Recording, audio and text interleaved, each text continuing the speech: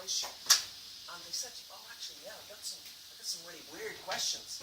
And then I usually go, oh, please tell me, because I'm going to share them on. So I've got a slide coming up, and I'm going to share these with you later anyway. But of some kind of, what I'd say, kind of not so typical interview questions. Okay, there's always those ones, tell me about yourself, what projects are you involved in? But I'm going to share with you some questions that I got from some students. But these are kind of, and this doesn't just go from you to me. Okay, this is kind of, again, between the class. So if someone's talking, everyone else is listening. So this whole idea of being respectful to each other as well. So, what are we going to achieve together? Well, basically, following those, if you like, guidelines. Here's the most important point down the bottom, I think, is have fun while learning. And don't forget, that's very, very important. The smiley face at the end. So this is very important in my classes, guys. It's so important that obviously we're learning something every week, but we're enjoying doing it. Okay, and I'm not going to turn you all into network engineers or cloud engineers in the space of, a number of months. But again, these kind of skills hopefully will come in some form or another in many of your roles in the future. Okay, networking tends to come in quite a lot. So, as part of my new role, I'm going to be involved in what's called an academic and proprietary project. So what happened, just to kind of summarize a long process last year. Last year, there was a number of cases whereby students were up in front of what's called an academic standards board. And in short, what happened was, there was a possibility that the student had plagiarized some work. So they had copied work from another student, they had copied work from the internet and claimed it was their own. There was many different types of this plagiarism. And in the college, people kind of started saying, hold on, there's a lot of these cases coming up. And the college now are trying to investigate, they're trying to figure out why this is the case. So I'm kind of leading a project looking into, why is this happening? Why are students needing, because I don't think anyone starts out like this year, like today. No one starts out and says, you know what, I'm going to copy my CA1 off my friend here. I'm going to submit that in on the 13th of October. No one has that attitude starting off the course. But then, during the course, when you've got 4 or 5 other CAs on your plate, all of a sudden you go, oh my God, I've got to get Greg's assignment in, and it's due in 3 hours. Quick, Clayton, show me your work. And then all of a sudden, problem arises. Okay? And again, I'm not picking on you, Clayton. Okay? just looking at you. But you can see where it goes from there. So what I'm going to be doing is, I might be talking to you in the future, and I might be getting your feedback on how this can be improved. What changes could the college make to help your lives? So that might be something I bring up again. Okay, and it's going to be both something that I'll need to get from you guys to kind of understand this, as well as kind of putting in place some kind of preventative measures. What can we do better as a college? So that's something you might hear more from me. But I always say the golden rule, if you're ever worried about plagiarism, the best thing to do is before obviously a CA is due in, ask the lecturer, Greg, is it okay if I do this? Is it okay if I use this? Okay? Is it okay if we collaboratively work together to work out a solution? Because there's a difference here, guys, between collaboration and collusion. It's not okay to just grab someone else's code, stick your name on the top, and then say, yeah, that's my code. Okay? So again, this doesn't help you. You might think at the time, oh yes, I've got my CA in, but it doesn't help you then when you go to an interview. Or if you go to a job, you get the job, and then you're in the job, and you can't do the work. Okay, that's when it can really go wrong. Just coming back to the point, guys, on attendance, okay, this is really, really important, okay? I can't stress this enough, not just in my module, okay, but across all of your modules this year. Third year is going to be challenging. It's going to step up. In other words, kind of first year, I kind of see this as it's like a little ladder. First year, second year, third year. You are kind of stepping up the gears. Do I expect more from third years? Absolutely. Will there be stages where I'll say to you, guys, you need to go away and read that now? Learn it yourselves? There will be times. So I'll be expecting that bit more from you. And again, I think you're well capable of that. So that's important. something you're going to notice across my module and when you get logged into Moodle, okay, you'll notice what's called a teaching scheme on each of your module pages. And what this is kind of like a week-by-week guide of what you'll be doing in the module. Now again, it's a rough guide. It's not bulletproof, as in, you're going to see mine. And I might change my week 3 next week, okay? But at least it's a rough guide to say, oh, we've got CA1 coming in on week 4. We've got CA2 coming in on week 8. We've got CA3 coming in on week 12. It's kind of like that, okay? If you don't see this, have a chat to the lecturer and just say, can you make that available? Because again, this is something we want to make transparent right at the start of the year. And here's this slide, guys. This is the last slide in this pack. But this is the slide I was asking the guys that got jobs. Have a look at this top one. This is one of the questions that someone said they got asked right at the start of an interview. They said, do you take part in any extracurricular activities in or outside of college? And we stop. So why would an interviewer, and this is an interview for a multinational company, why would a multinational company be interested in the type of extracurricular activities you want to do? What are you doing? What is that?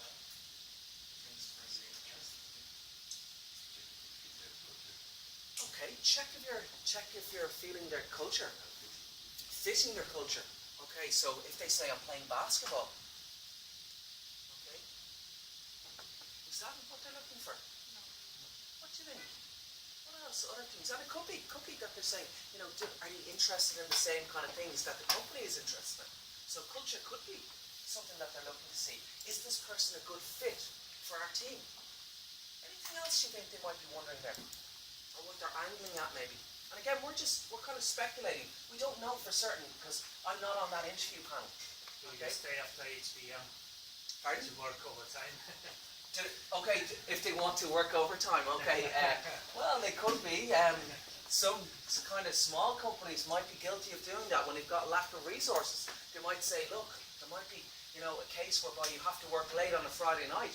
Is that something that you can do? And they might, check that person is available on certain times. Any other reasons you think? Skills. Extra skills. Okay, extra skills. What kind of skills do you think they might gain from these outside activities? Languages. Okay, so if they're maybe Jacqueline, you're attending a Japanese language school or a French language school. They want to check that you're English, Spanish, whatever. Okay. Anything else you think? Analysis for the different companies and the competitors. So you have to research all the things. Okay. But is that an extracurricular activity?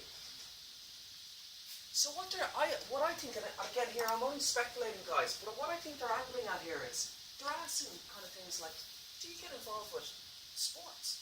Do you get involved with football, basketball, hockey, whatever the case it is? But they're looking at things like, are you a team player? Because in all of those sports, you have to communicate. You have to basically, work with other people. And sometimes, that's what, in nowadays companies work a lot of the time in teams. And they want to see, if you play in a sport, usually you learn skills. You learn how to get on with people. Even sometimes you mightn't like that person very much, but you still play in the same team as them. So again, these are kind of questions that again can catch people out. The person that I talked to, they were kind of like stumped. They were going, what do they want me to talk about? Do they want me to talk about my basketball team? Kind of weren't expecting that. They were going, tell me the inside of an IP packet. They're ready for those types of questions. Okay? Well, again, they came out with something like this. Let's take a look at another one. Have you contributed to any projects, personal or as part of a team, that you can share? GitHub code, blogs, articles. So, what I would say, guys, is these are kind of some of the really, I don't want to call them better companies, but they're really looking to cherry pick the best people. They want to get people that are kind of really passionate. And this comes across when I talk to the likes of, come on in. Welcome back. Take a seat. So, a lot of the time, they're really interested in cherry picking. Kind of like the really top people. Who's passionate about technology? Who kind of lives and breathes technology? these are like, they're interested in that. And again, they're saying, are you writing any blogs? Are you kind of, have you got GitHub, your code? Can you show me projects? Because there's a difference between saying, me going into an interview and going, hey, I'm a great networker. And then there's a difference between me going and saying, hey, on my last 5 projects, I networked one building, I had to connect to a wide area network that was in Japan. There's a big difference between saying you've worked on a project and the things that you've done, is just walking in and saying, yeah, I can do networking. Do you see what I'm coming from? And again, whichever area that you're going for, if you're going for web development, what I'd be encouraging you to say is, where's your website? Or could you build your friend that has a business, a pet shop, could you build them a website? IT year 3? Yeah? Yeah, come on in. Group A, welcome. Are you in the right group? Okay. Group A, you Yeah. guys are Group A, come on in. You're in the right place. So, do you see where I'm going there with those kind of questions, guys? And again, one that I encourage everyone in this room to do, and if you're not doing it, okay, there's lots of great resources. Now, this might be you doing YouTube, watching a free course on Coursera, Udacity. There's lots of great stuff online that I would say, go and do yourselves. There's nothing wrong, and I would encourage everyone, if you enjoy networking, go on to Coursera, pop in networking. You'll find a course that probably interlinks well with this course that you can bring stuff into. Okay? That makes sense. Any kind of questions on that? What do you think of those? What do you think of those questions? Would any of them catch you out in an interview? Any that you think are really strange or you don't get? Have a look at this. What Linux distributions have you worked with? Which is your favourite? It's an interesting one, isn't it? Now, I think that might have been a job for kind of someone working with, someone kind of doing databases and operating systems. Okay? But obviously, they're looking for someone that knows their way around the Linux operating system, that have used Ubuntu, Debian, whatever the distribution. Okay? Absolutely. Any questions on that? What do you think of those questions? The last one. Oh, this is an interesting one. Have you ever been a student or a teacher at Coder Dojo, other learning event? So, again, are you, with being something with being a teacher, guys, and these, do you know what Coder Dojos are? These are kind of like groups that were set up. It's only happened in probably the last, kind of made up about 5 or 6 years ago. But basically you've got this big, I think it might have been an Irish person maybe that brought this around. But basically what it is people, trainers go in and they teach usually young kids how to program. And it might be using things like Scratch, but it's getting them interested in science and computer programming. But where this person maybe is going is, can you teach people some skills? Again, because a lot of the time what will happen is you'll get into a team and you'll be new, and someone will be, you'll probably have a mentor, and they'll be teaching you how to do the various different things. But before long, guys, someone else will join, and then all of a sudden your manager might come to you and say, hey Jacqueline, would you mind training in the new person on the network, giving them a little bit of an overview on how things work? And they kind of want you to do that. And again, by showing this kind of skills that you've been a teacher, or maybe even you're keen to learn as a student, again, it's showing that you're interested and you're willing to help out. Computer Society. So this might be, let me see, there's actually a computer society that you guys can join for free. The Irish Computer Society, ICS. How many of you guys have taken up that opportunity? Okay, a couple of people. I would say, guys, what you should all be doing this week, while things are just introductory, I would say make a point in actually signing up for the Irish Computer Society. Now, again, I'm not actually involved in the Irish Computer Society. I don't get it. You all get free passes because you're college students. Unfortunately, it doesn't apply for lectures. I actually have to pay. I keep actually meaning to join. But whatever keeps happening, I'm involved in a few other different things. The things that I am involved in, I'll come back to the Irish Computer Society in a moment. But I try to go to what's called meetups. Has anyone heard of these?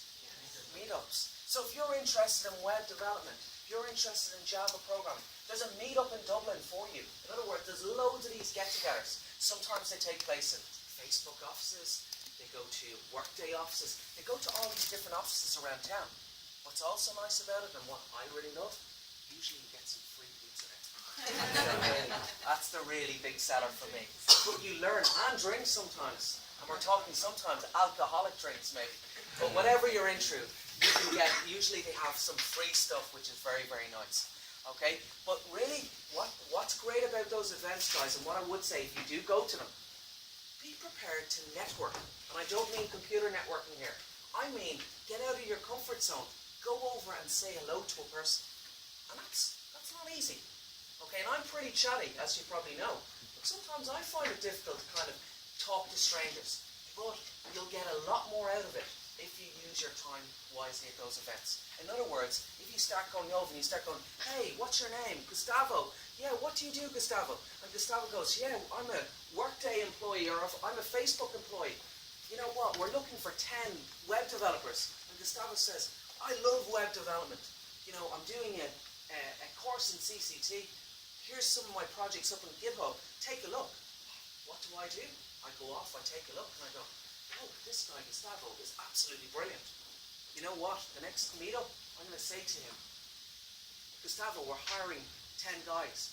Would you be prepared to come for an interview? So straight away, and in Ireland, guys, I hate to say this, but in Ireland, it's very, very small. Dublin is very small. You get to know people very quickly. And a lot of the time, people would argue, it's who you know. In other words, people get in the door by knowing someone. Someone puts in a good word for them. And that goes a long way. Okay? So that's really important. So those meetup groups, ICS, tell us about the ICS. Anyone like to volunteer some information? Not looking at Jacqueline or Gustavo here. Okay? Well, have you been to any of the events? No. Okay, are they all during the day? Is that the reason usually, or is it kind of you just haven't managed to get to one? Yeah. I'm pretty sure it's always busy, so. Okay, yeah, no, this is the thing. It's again, do you have the time? Because, and I know it's not easy. It's all very easy at the start of the year to go, guys, jump in and join a meetup or an ICS. The problem or the difficulty could be, you know, do you have the time? Obviously, that's the difficulty. For us, Yeah. we can sign up to pay Okay, so there's some paid events. They're not free. Okay. What I would say though, even to sign up, you get access to a portal. So sometimes you might even get access to webinars. So I'm going to a meetup. I don't know, it's probably pretty soon. I need to check my calendar. But I'm going to a meetup it's going to be in Facebook soon. And it's all about hacking. You know, it's about computer security. Okay, and I'm looking forward to that one. I'm going to try and make sure I go. But again, it's kind of guest speakers are coming in, and it should be very, very useful. So that's yeah. There's sometimes they can be very, very good. Okay. Was it wrong class? She's on the second year. Oh, second year. Not to worry. Next year. Bye bye. Nice meeting you. Okay. So, any questions? Any questions on that?